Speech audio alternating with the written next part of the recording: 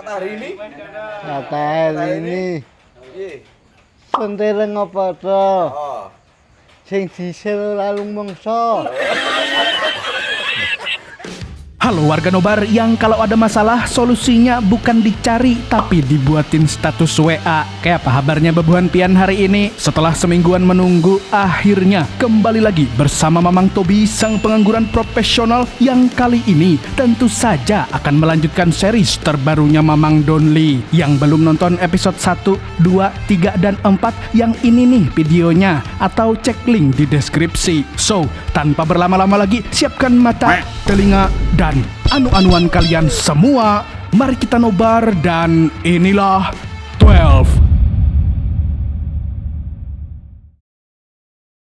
Episode ini diawali dengan momen flashback sebelum Gomsun diserang roh jahat. Kita diperlihatkan dengan para ciwi-ciwi dari malaikat zodiak yang sedang barbekyuan, sementara para malaikat cowok sibuk mengejar bos gangster yang kabur ke Filipina. Di episode sebelumnya, Bangwul sempat memberi Doni sebuah ramuan herbal untuk menambah kekuatan. Nah, di sini akhirnya terungkap kalau sebenarnya Mirlah yang menyuruh Bangwul membuat ramuan itu khusus untuk Doni.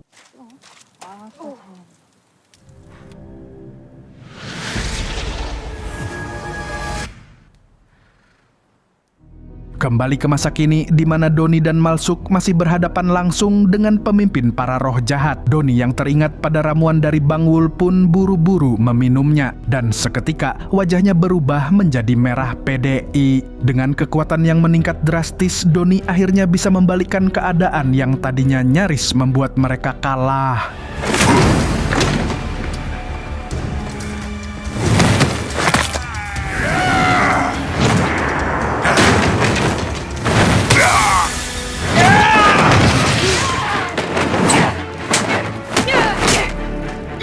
Sementara di sisi lain, Wonsung, Kangji, dan Judol mulai melawan segeng roh jahat selagi Marok melindungi Gomsun.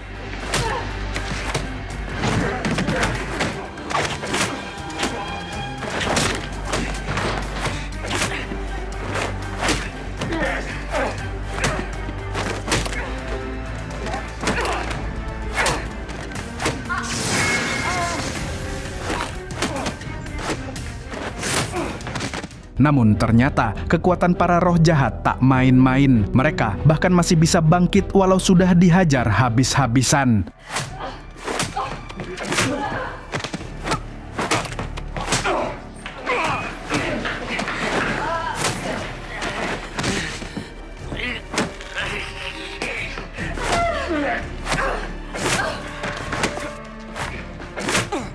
Ketika Wonsung CS mulai kewalahan sedangkan kondisi Gomsu semakin kritis, saat itulah jagoan kita semua datang.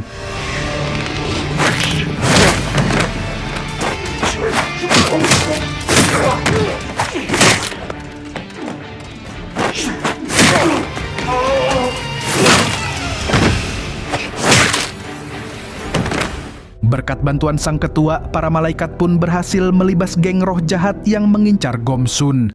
Sementara di markas Angel Capital, Bangwul dan Mir tengah menghadapi si buruk rupa Samin beserta antek-anteknya.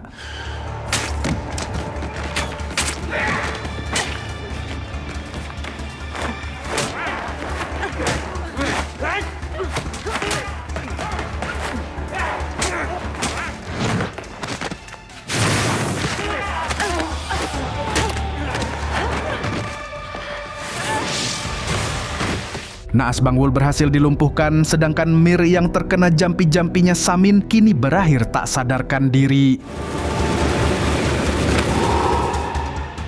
Sedangkan di tempat lain, tepatnya di sebuah museum bebatuan bersejarah, anak buah Samin berhasil menemukan batu jiwa terakhir. Dengan penemuan itu, lengkaplah sudah misi pencarian Samin dan Ogwi. 3 batu jiwa telah terkumpul, ditambah Mir yang memiliki jiwa naga sudah berada dalam genggaman Samin.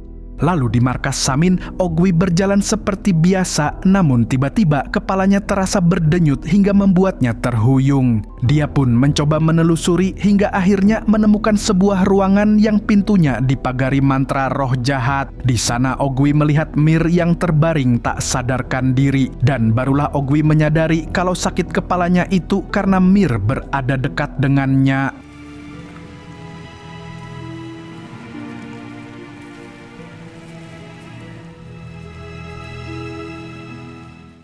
kembali ke Taisan dan Marok yang sudah sampai di klinik Bang Wul untuk mengobati Gomsun. Namun, mereka berdua tak menemukan keberadaan Bang Wul di sana. Padahal, luka Gomsun semakin parah. Sementara di kantor peminjaman Angel Capital, Won Sung dan lainnya justru menemukan Bang Wul tergeletak tak sadarkan diri. Dan begitu Bang Wul siuman, Taisan dan Marok datang menyusul. Saat itulah Doni dengan kemampuannya membaca pikiran Bang Wul menyampaikan bahwa Mir telah diculik oleh Samin. Dari sini Marok mulai menyadari bahwa para roh jahat menyerang Gomsun hanya siasat. Mereka sengaja mengalihkan perhatian agar Taisan serta malaikat lainnya lengah. Mengetahui hal itu, Taisan sontak diliputi amarah. Dia berniat nekat mencari dan menghabisi Samin CS. Namun Marok mencegahnya hingga akhirnya mereka berdua berdebat hebat. Di tengah ketegangan itu, Doni mengajak teman-temannya untuk memeriksa Gomsun dan membiarkan Marok serta Taisan berbicara empat mata dengan kepala dingin. 나한테 시간만 좀 줘라.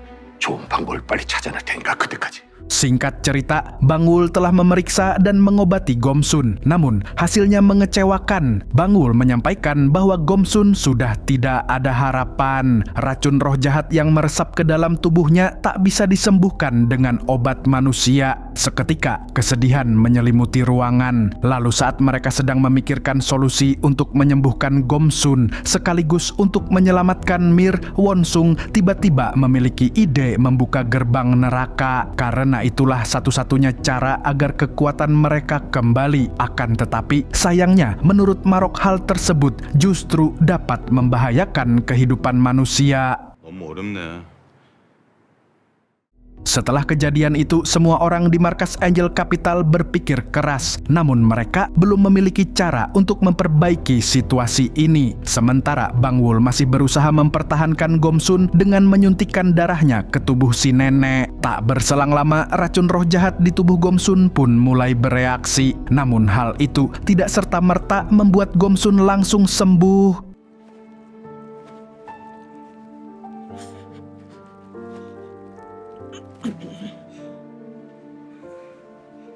Di sisi lain, Marok yang tampak semrawut tiba-tiba pergi meninggalkan markas. Kepergiannya sempat dilihat oleh Won Sung yang mengira Marok berangkat untuk menjalankan tugasnya sebagai detektif kepolisian.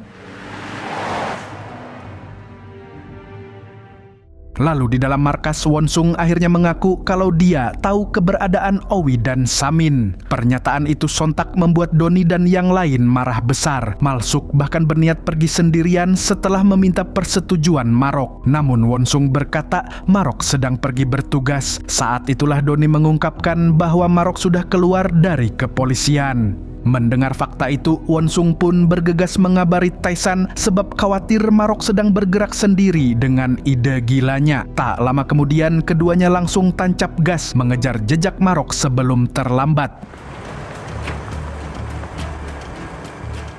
Sedangkan di markas Samin, kini Mir mulai sadar setelah mendapat sekelibat mimpi tentang masa lalunya dengan seseorang. Siapakah orang itu? Sabar dulu. Belum sempat Mir mencerna situasi, tiba-tiba Samin datang. Dengan jampi-jampinya, dia kembali membuat Mir tak berdaya hingga pingsan lagi.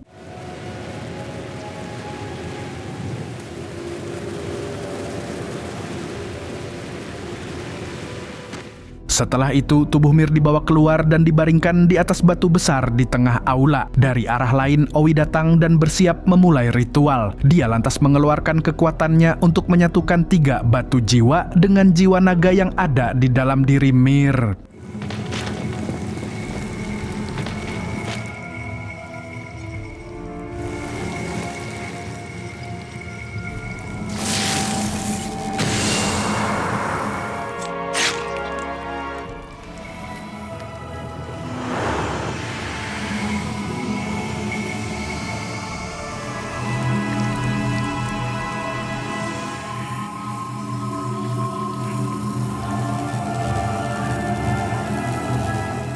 Di waktu yang sama, Marok akhirnya tiba di terowongan. Dia pun mengeluarkan tongkat sihirnya untuk menghancurkan pagar yang menghalangi sihir gelap. Dari situ, pintu rahasia menuju markas Samin akhirnya terungkap. Kemudian, Marok mengerahkan seluruh tenaganya untuk membuka pintu tersebut. Usahanya pun tak sia-sia sebab pintu itu akhirnya terbuka.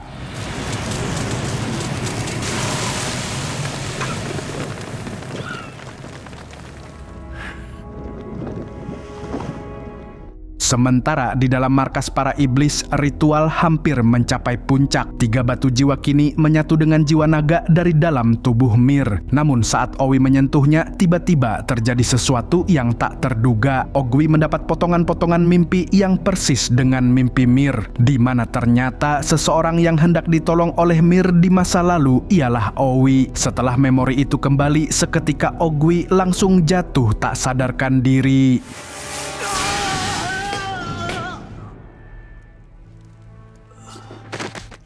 Melihat kegagalan Ogwi, sontak Samin murka. Dia lantas memungut salah satu batu jiwa bertepatan dengan kemunculannya Marok. Anak buah Samin langsung membuat brikade selagi Samin menyatukan batu jiwa itu dengan jantungnya.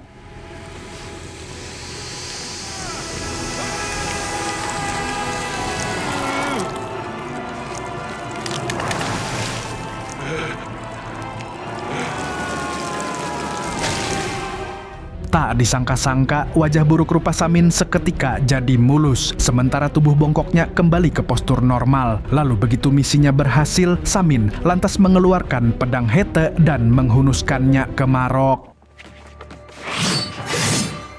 Namun pedangnya meleset, lalu Marok pun mempertanyakan tentang bagaimana Samin bisa tetap hidup selama ribuan tahun. Sedangkan Marok sendiri berumur panjang karena dia bukanlah manusia biasa seperti Samin, melainkan manusia istimewa yang dipilih oleh dewa. Di tengah itu, tiba-tiba salah satu anteknya Samin menyerang Marok. Alhasil, Marok langsung memberinya pelajaran.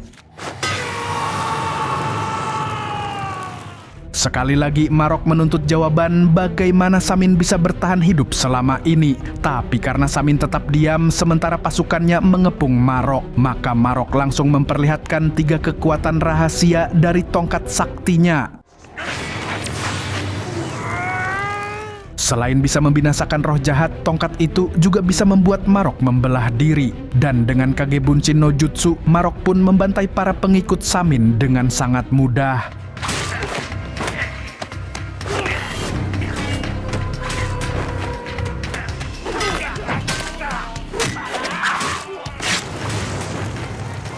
잘한다.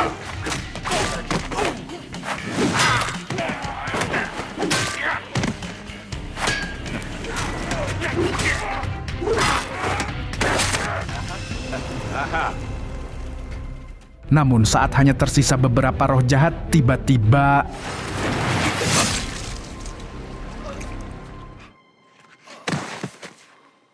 tak disangka-sangka Samin berhasil mendeteksi Marok yang asli dan menghunuskan pedangnya ke sang manajer dari para malaikat itu. Saat itulah Samin mengungkapkan bahwa dia telah membangkitkan jiwa Hete di dalam dirinya. Dia juga berkata selama ribuan tahun dia berdoa agar bisa membuka gerbang neraka untuk membangkitkan Owi sang iblis terkuat. Dan tepat di belakang Samin, sosok Ogwi bangkit bersama ingatan tentang masa lalunya dengan Mir, yang mana ternyata dulu Mir dan Ogwi menjalani cinta terlarang antara malaikat dengan roh jahat. Mir yang seharusnya melindungi manusia bahkan rela menyerang Taisan yang akan menghabisi Owi. Tapi tentunya kekuatan Mir kalah dengan Taisan. Lalu Taisan berkata karena Ogwi telah menentang dewa dan menghancurkan dunia, maka dia harus menerima hukumannya. Taisan pun bersiap menghabisi Ogwi, tapi tiba-tiba ternyata Maroklah yang menghentikan serangan Taisan. Dia juga yang menghapus ingatan Mir tentang Ogwi. Dan setelah itu Marok menyuruh Taisan untuk membawa Mir pergi, sementara dia sendiri akan mengurus Ogwi. Di sini meskipun Owi seharusnya dibinasakan karena telah melakukan sebuah dosa besar, tapi Marok masih mengampuninya. Itu karena dulu Owi sempat hidup damai bersama para malaikat. Lalu sebagai penebusan dosa, Marok pun menghapus Mir dari ingatan Ogwi serta mengurungnya di neraka selamanya.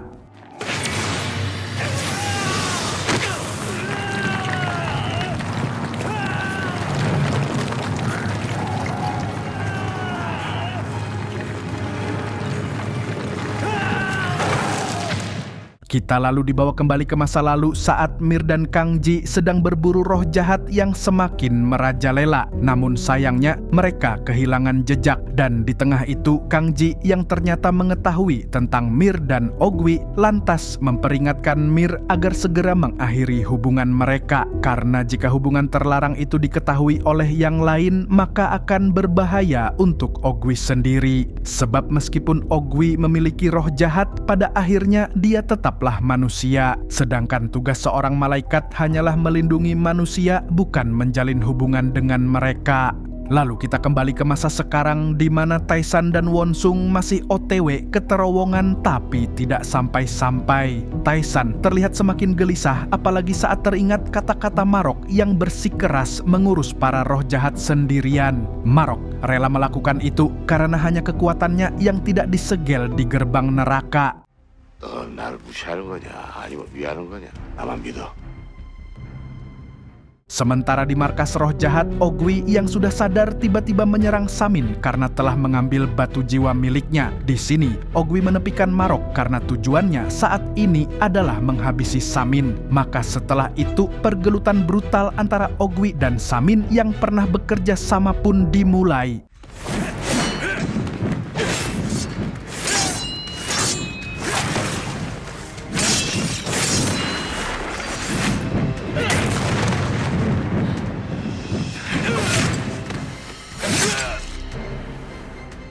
Begitu Samin berhasil dihabisi, Ogwi kemudian beralih menghentikan Marok yang hendak menyentuh Mir. Di sini, dia kemudian membahas dendamnya setelah Marok menghapus ingatannya dan mengurungnya di neraka. Namun di tengah itu ternyata Samin belum tewas. Berkat kekuatan Heta, kini dia bisa bangkit kembali dan langsung menyerang Ogwi.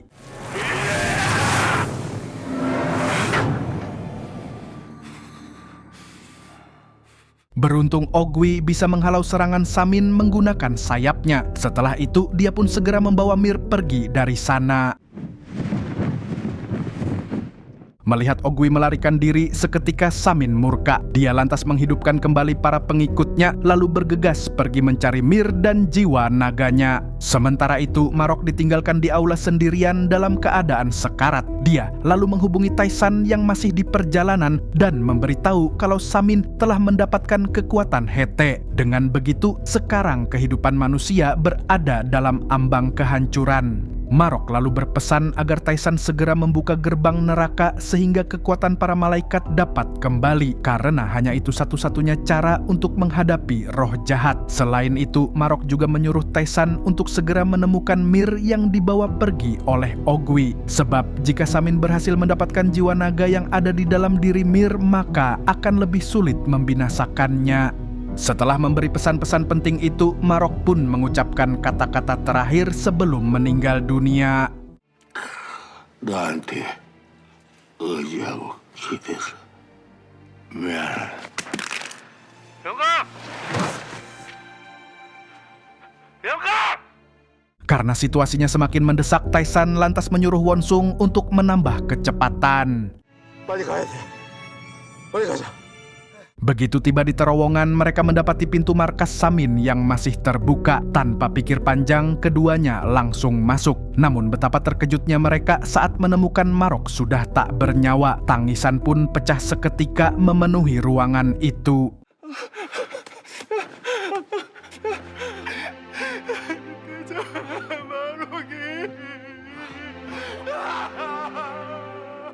Singkat cerita, Marok akhirnya dibawa pulang ke markas Angel Capital. Di ruang bawah tanah, jasadnya dikebumikan bersama tongkat sakti miliknya di dekat 4 malaikat yang telah gugur. Ketujuh malaikat zodiak tampak hancur. Mereka baru saja kehilangan sosok manajer sekaligus pelindung yang sudah mereka anggap sebagai ayah sendiri.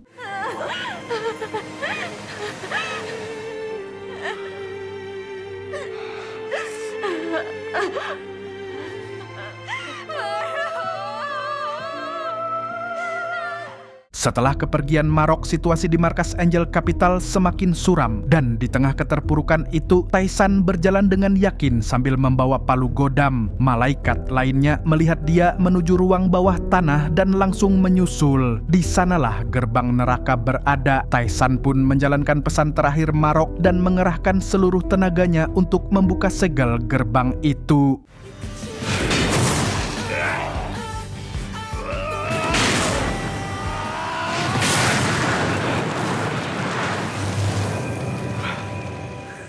Sesuai dugaan, Taisan berhasil menghancurkan gerbang neraka, sehingga kini kekuatan malaikat zodiak yang sempat tersegel kembali kepada para pemiliknya. Taisan lalu berpesan kepada malaikat lain agar bersiap menghadapi kegelapan yang akan menyelimuti dunia. Namun, mereka hanya punya waktu 1 hari untuk menemukan Mir serta membunuh Samin dan Ogui. Setelah itu, barulah gerbang neraka bisa ditutup kembali. Tepat setelah pidato Taisan, kekuatan kegelapan pun terbebas dari segel gerbang neraka dan mulai menghantui kehidupan manusia.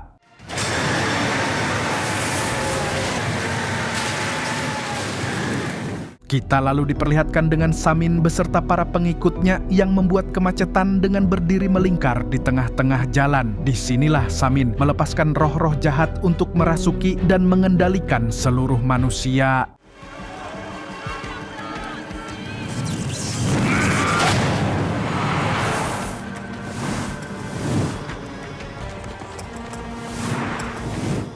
Seketika semua orang berubah menjadi seperti zombie. Kehidupan manusia pun terancam hancur. Dunia perlahan menjelma jadi neraka yang dikuasai kegelapan. Namun di sisi lain, dengan kembalinya kekuatan Bang Wul, maka dia bisa menyembuhkan Gomsun dari racun roh jahat yang hampir menguasai tubuhnya. Sementara di tempat lain, Ogui yang tengah membawa Mir terbang melintasi bukit tiba-tiba melemah. Dia pun jatuh dengan keras di sebuah celah tebing. Beruntung, Mir masih terselamatkan dalam dekapannya. Kembali ke markas para malaikat, kini mereka mulai bergerak setelah melihat kegelapan mulai menguasai dunia manusia. Disinilah kita diajak kembali ke masa lalu saat 12 malaikat berperang melawan pasukan roh jahat. Taisan sendiri terlihat menghadapi Hete yang ternyata telah dirasuki oleh roh jahat.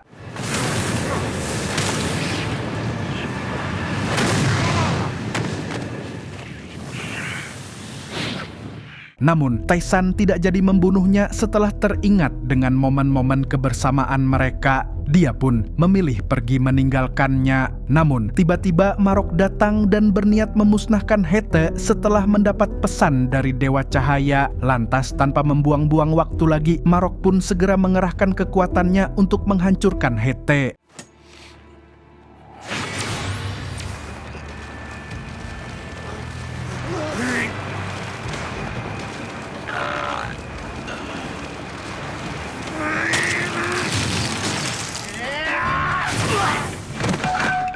Tak disangka, Hete bisa melawan dan menyerang balik. Lalu begitu 4 malaikat lainnya tiba, Hete pun langsung menghabisi mereka.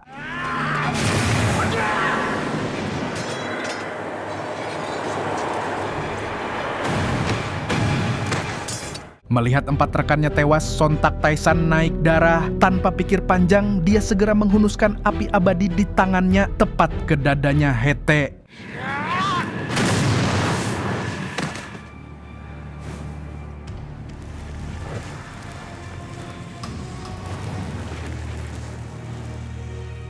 Jadi dari situlah asal muasal kehancuran kegelapan. Kekuatan para malaikat lalu disegel bersama kekuatan roh jahat terkunci rapat di balik gerbang neraka. Namun kini kegelapan telah kembali dan peperangan jilid 2 pun akan segera dimulai. Dan series pun bersambung lagi. Kira-kira apakah para malaikat berhasil melindungi dunia manusia dari ambang kehancuran dalam waktu 1 hari? Nantikan jawabannya di 2 episode terakhir. Oke, segitu dulu dari Mamang Tobi, sang pengangguran profesional, mengucapkan sampai jumpa di video selanjutnya. Nah, kalau begitu passwordnya apa? Burung gundul pamit dulu.